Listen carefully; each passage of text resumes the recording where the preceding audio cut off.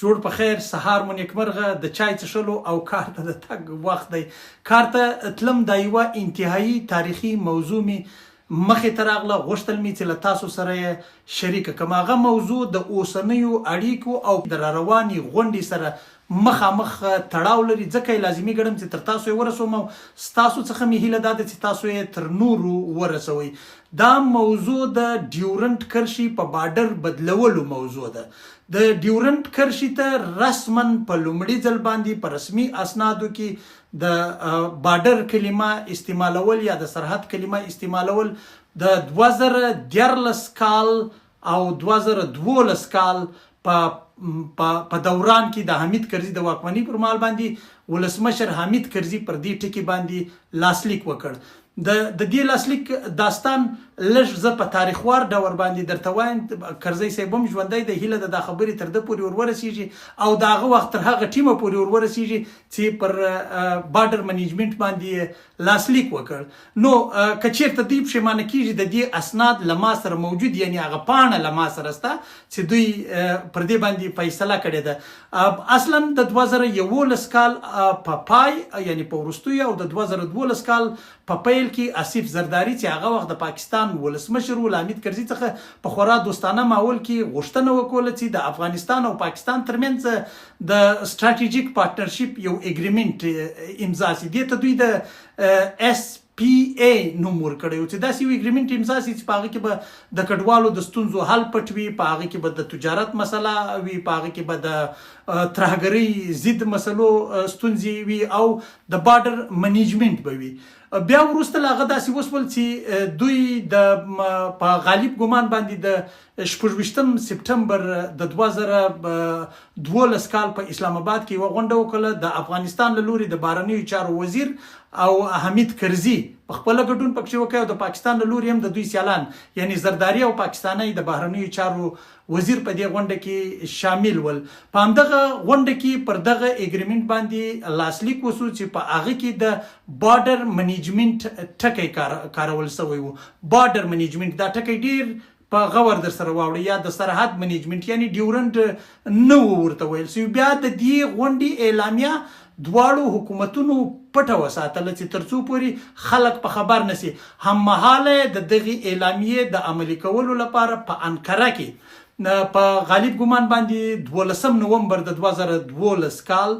دوی د عبدالله ګل په کوربتوب باندې هلته غونډه وکوله او درې واړه ولسمشرانو بیا پر دې اګریمنټ باندې لاسلیک وکړ. یعنی د ترکیې ولسمشر عبدالله ګل، د پاکستان ولسمشر آصف زرداری او د افغانستان ولسمشر حمید کرزي پر دې پریکړه لیک باندې بیا لاسلیک وکړ او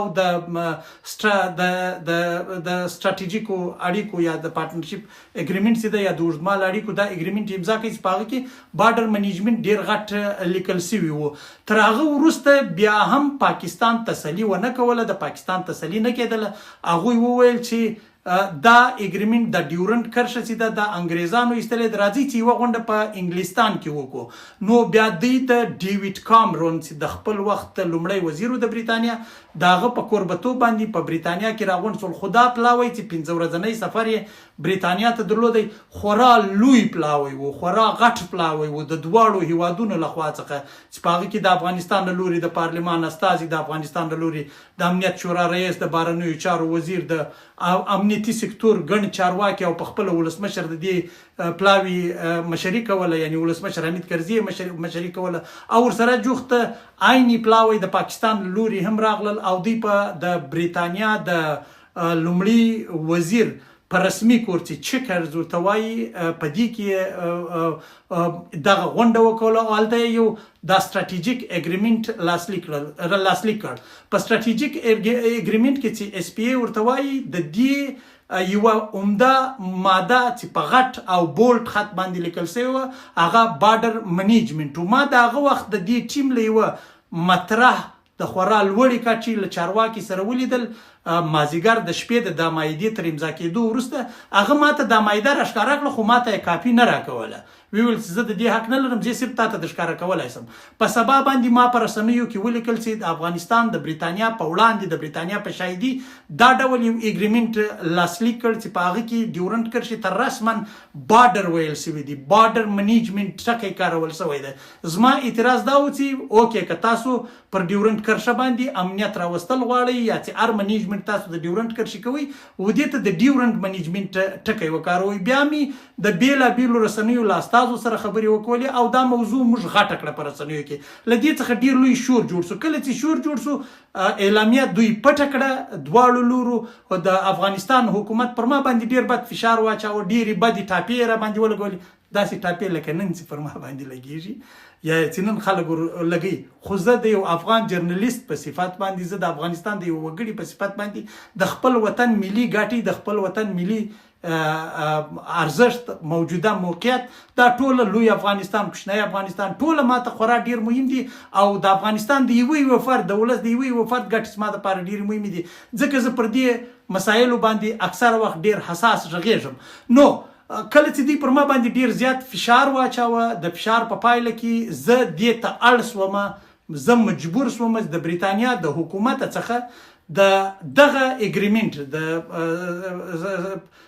سټراټیجیک پارټنرشپ اګریمنټ چې د دوی ترمنځ شوی د دې کاپي وغواړم هغوی ماته وویل د بریتانوي چارواکو ماته جواب راکړ چې دا کاپي به موږ ډیر ژر پبلیک کړو یعنی ولس ته به یې وړاندې کړو د یو څو ورځو په تېرېدو باندې دا کاپي راووتله ولس ته وړاندې شوه ما وسم ساتلی د زه تاسو هر فرد ته جلا جلا درکولی شم او زه به یې خپرام کړم دا کاپي چې په هغه کې حمید کرزي د افغانستان پخواني ولسمشر اوس ژوندی دی دا زما خبرې باوري زه ډیر زیات احترام هم ورته لرم زه ډیر درنښت ورته لرم خو په دا مسله کې له افغانستان سره ډیره لویه زیاتی وکاوه او دا اګریمنټ امضا کړ د هغه اګریمنټ پر بنیاد باندې بیا چې هر پریکړه په سیمه کې کېدله دوی به دې ته بارډر وایه بیا د بارډر ټکی عام سو په ډیرو هیوادونو کې او پاکستان په هر ځای هغه اګریمنټ وړاندې کاوه چې دا خو پارلمان پکښې وو استخبارات پکښې وو ملي امنیت شورا پکښې وو ټوله پکښې وو دا شی سوی دی نو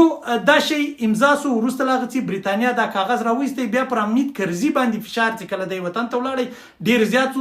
دا نقشه د رئیس صاحب په یاد د کرزي صاحب په یاد د کرزي صاحب د ټیم په یاد چې دی له بریتانیا څخه ولاړی خپل لومړني پریس کانفرنس د 19 پریس کانفرنس ورکې هغه ته نه دی راوتلی د رسنیو له فشاره بیرېده ما ته هم ډېر اخطارونه راکول شول ښه خیر هغه وخت تېر شو زه ژوندی تر هغه اخطارو راووتم اوس هم ډېر خلک ډېر چټیات راپسې وایي بیا چې وخت راسي پر دې شیانو باندې به هم وږغېږو اوس یوه ستونزه دا ده چې د 2019 کال په اوږدو کې په دغه اګریمنټ کې چې دا دوی کړی په دې کې دا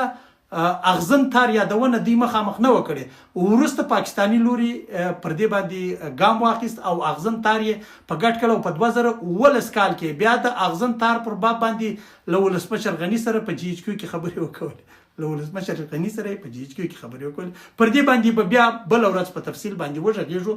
بیا دا و چې اغزن تار ولګېدی او د اغزن تار د فنډینګ مسله وه څه فنډ بیلابیلو هیوادونو ورته ورکړ البته ډېرې پیسې 500 میلیونه ډالرې جی ایچ کیو یا د پاکستان پوځ پرې کړل او پر د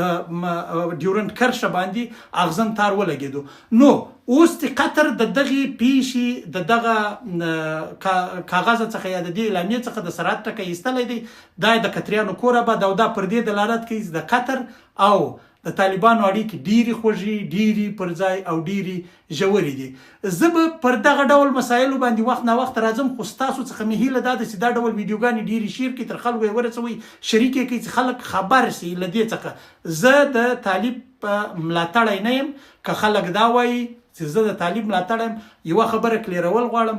زه وروستی ځل په 2009 کال کې افغانستان ته تللی یم بیا نه یم تللی ما په هیڅ یوه حکومت کې کار نه دی کړی نو ما چې په هغو حکومتو کې کار نه کوله طالب سره به زه په داخلي ژیره څه وچلېږم البته که ستاسو اعتراض دا وي چې زما دغه ډول ویډیوګانې تاسو ته یا خوند نه درکوي یا پر تاسو باندې ښې نه لګېږي زه مین سټریم میډیا ته ولاړ شم زه به بالکل مین سټریم میډیا ته ولاړ شم ما دپاره لارې خلاصې دي زه رسنیو ته تللی شم خو ما دا لازمه ګڼله چې تاسو وخت نا وخت خبروم او زه ځم خپله مزدوري کوم ژوند خدای مو شاد آباد او بریالي لره د یو داسې افغانستان په هیله چې جرنالیستان یې رښتیا ووایي حقایق ووایي او خپل ولس په رښتونو حالاتو باندې خبر کې بې له دې چې د چا خوا بدېږي د چا زړه ښه کېږي څوک د کافر ټاپه لګوي څوک د طالب ټاپه لګوي څوک د مسلمان ټاپه لګوي بې له دې باید افغان جرنالستان اوس نور په هغه خاص کر هغه افغان جرنالستان چې ژوند یې خوندي دی هغه په پراخو لاسونو په پراخو خوله باندې خبرې وکړي بلکې زه دا وایم طالبانو د دا واري بیا دا خبره کوم چې کوم ډول له دې پیښې سره د وروستۍ جګړې سره چلند کړی دی دا بې مثاله دی تر اوسه پورې نه دی سوی خدای دې افغانستان پر خپلو پښو ودروي چې هر دښمن ته په سترګو کې سترګې ور واچوي او افغانان سرلوړي واوسي په فخر ووایي چې زه افغان یم ژوند میرویس افغان مو پر الله سپاري کار ته ځم ناوخته ده نورې خبرې به بیا کوو خدای مو ښاد لره